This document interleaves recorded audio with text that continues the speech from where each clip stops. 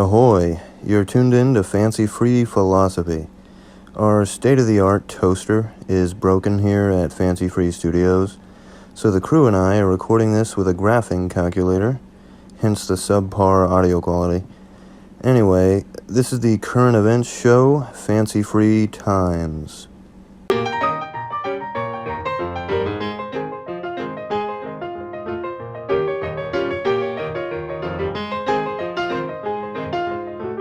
Well, so far, year one of the Biden administration has been a monumental success across the board, really. So I'd love to hear your comments about how well your year has gone. Personally, I think a pet rock would do a better job, because a rock can't sign legislation or spend $7 trillion a week and send us into rapid inflation, or open the borders to millions of undocumented Democrats and give them various benefits using our tax dollars. Oh, and apparently, our southern border is impenetrable to coronavirus, but not our northern border, so we can't allow those dastardly Canadians into America. Unless, of course, they take a boat or plane ride to Mexico and just illegally enter from the south. But I digress. Let's chug along to some news. I have 3 topics for you guys today. The verdict is in regarding the Jussie Smollet trial. What will Biden do against potential Russian imperialism? And an important update on America's policy at our southern border. Finally, I'll conclude today's video with a riveting story that illustrates why the Democrats love illegal immigration. Don't forget to like this video, or I'll be a sad camper. And by the way, I'll link the news articles in the description. Jussie Smollet, otherwise known as Jussie Smollet, was found guilty on 5 out of the 6 charges against him. Surveillance footage captured Smollet and the 2 brothers reportedly going on a dry run of the attack days before it was supposed to take place, so they did a little practice run, apparently. The fake attack that Smollet paid the Osendaro brothers a $3,500 check for happened at like 2 in the morning in Chicago, in the middle of a freezing polar vortex. It was like -10 or -20 out or something crazy like that. And Smollet claimed, they said, "This is MAGA country," before they beat him up. If Chicago is MAGA country, then I'm Mary Poppins. And Smollet held on to his Subway sandwich for dear life while he was being beat up. I mean, the camera showed this. So he may lose the fight, but by God, he won't lose his sandwich. None of it really added up, but it's kind of hilarious the lengths to which some people will go to appear like a victim of racism. I think really the bigger story here might be how most of the media bought the story hook, line, and sinker and clamored with outrage until finally it became clear that it was almost certainly bogus. Following the conclusion of the trial, Smollett's defense attorney said they will be appealing the actors' guilty verdicts. So, like I said, the jury found him guilty of 5 of the 6 charges. But yeah, after the verdict was read, Nenye Uche, his lawyer, told reporters that Smollet was disappointed and that he is 100% innocent. He said Smollett's team is confident he's going to be cleared of all accusations on all charges. Well, good luck with that.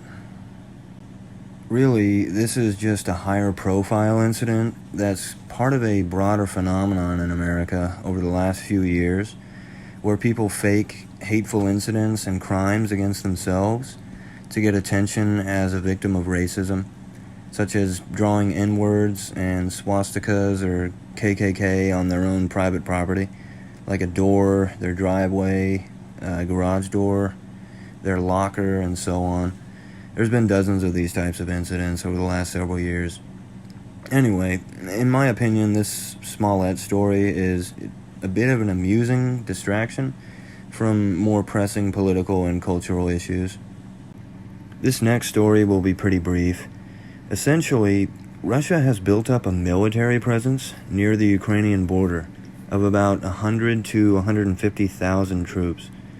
This was really quite predictable when you consider that during the Obama administration, Obama and Biden did nothing to stop Russia from taking over the Crimea region of Ukraine in 2014.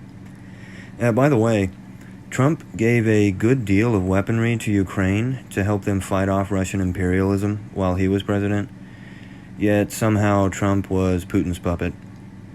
Anyway, according to the Associated Press, which is a left-wing news outlet, the Biden administration plans to urge Ukraine to concede some territory to Russia.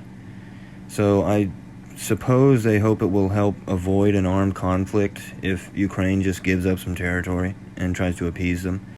But if history teaches us anything, it's that appeasement almost always encourages aggression and further escalation from an enemy. Biden has previously confirmed that deploying U.S. troops to help Ukraine fend off an invasion is not on the table. But if Russia conducts an invasion, Biden has threatened to retaliate with an economic response. The thing is, the U.S. already has an array of economic sanctions against Russia, as well as against specific Russian oligarchs. In fact, Trump implemented at least 3 or 4 rounds of sanctions against Russia during his time in office. In my opinion, I doubt that more economic sanctions will prevent Putin and the Russian government from an attack on Ukraine. And for the final story, in a development that frankly surprises me, the Biden administration has been forced to reinstitute Trump's Remain in Mexico policy. I got a lot to say about this after I get through this story, and at the end, I'll tell that wonderful tale I mentioned at the top of the show. So, President Joe Biden ended the Migrant Protections Protocols program during his first days in office, otherwise known as the Remain in Mexico policy. This policy requires migrants to wait outside the United States as their claims for asylum are being processed by the immigration courts and stuff. But it was only after the states of Texas and Missouri sued the Biden White House in federal court that they were ordered by the Supreme Court to restore the protocols that Joe Biden put an end to early on in his presidency. However, I expect them to either ignore this court decision or to just work their way around it somehow. But if this actually does go into effect in any serious way, this is good news, because the Remain in Mexico policy greatly lowers the incentive for migrants to illegally cross our border. So this is basically how the immigration system at our southern border works without the Remain in Mexico policy. So a migrant crosses our border, and if they're actually caught, then they can tell the authorities that they want to make an asylum claim. Then they're brought before an immigration judge, and since there's a huge shortage of judges, they have their next court hearing set up for about 1 or 2 years later, or even longer.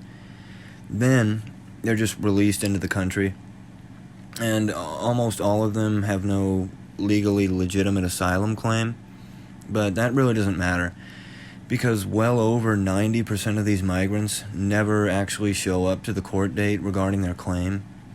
They just continue living in America, and usually for the rest of their lives, since the government rarely deports anyone anymore, unless they commit a serious violent crime or something like that. The other option would be to hold them in detention centers until their hearing, and hopefully hire more judges to speed up the process so we don't have to hold them forever. But if we detain them, then under U.S. law, the parents and children have to be separated because of the Flores consent decree that came out of a court case a couple decades ago in the Ninth Circuit Court of Appeals, I believe, or possibly it was the Sixth Circuit Court of Appeals.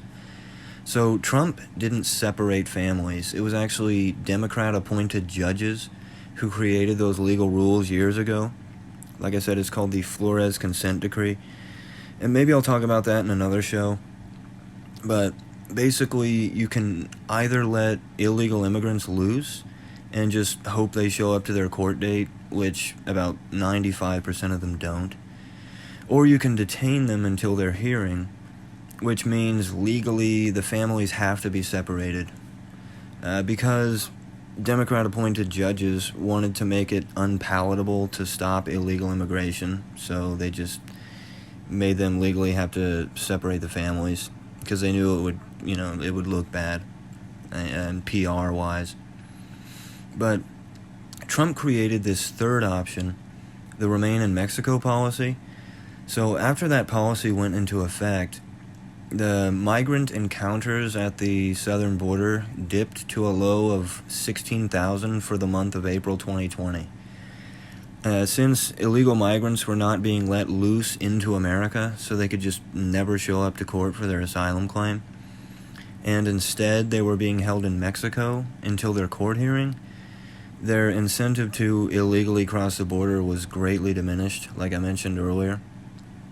So Biden got rid of this policy shortly after his inauguration, and migrant encounters at the southern border have been around 200,000 per month or more for several months now. And obviously that doesn't include the people who are never encountered by border officials. That's just the people that are caught.